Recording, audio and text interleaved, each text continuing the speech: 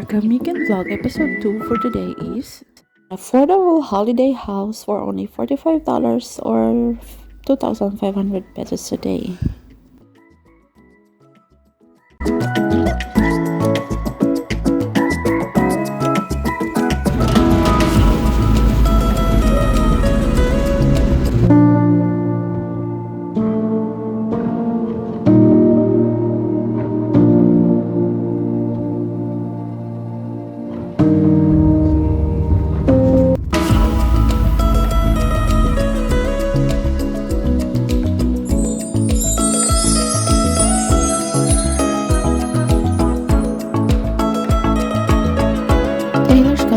Is located in Katarman, and which is a 3-bedroom house. This house is good for 6 persons, and it has 2 balcons here in the front, as you can see, and I will show you later.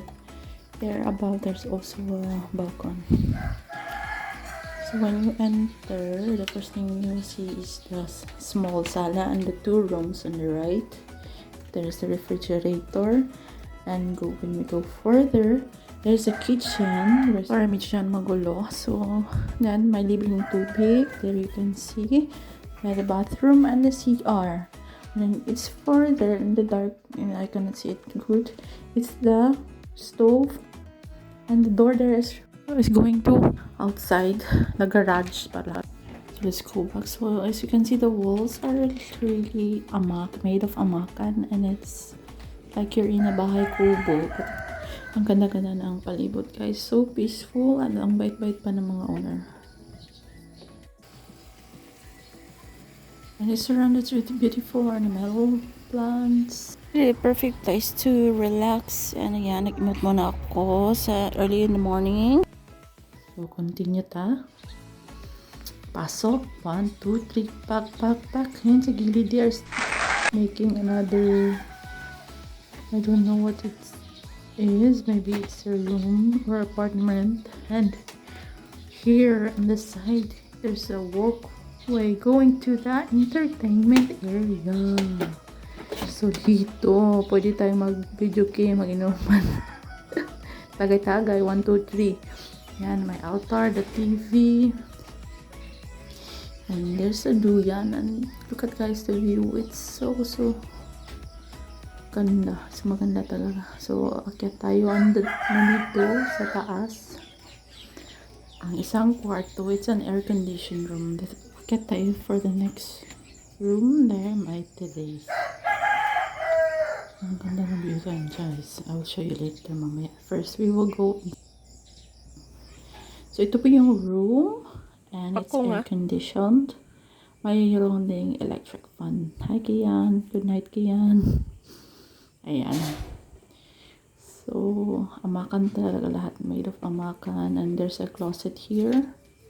So you can see. Basically, yung mga rooms, ganito lang. Same lang sila ng form. Talagang almost identical. And one is not air conditioned. The others are.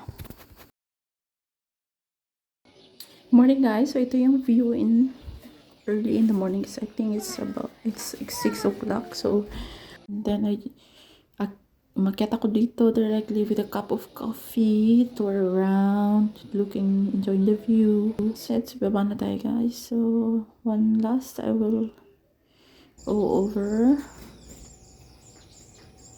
There's medyo maayan na siya, may kalmaan na, but for 2,500 pesos.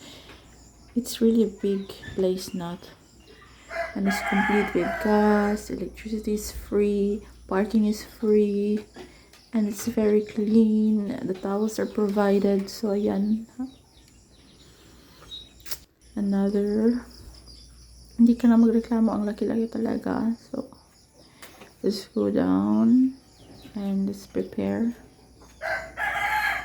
for our first day tour.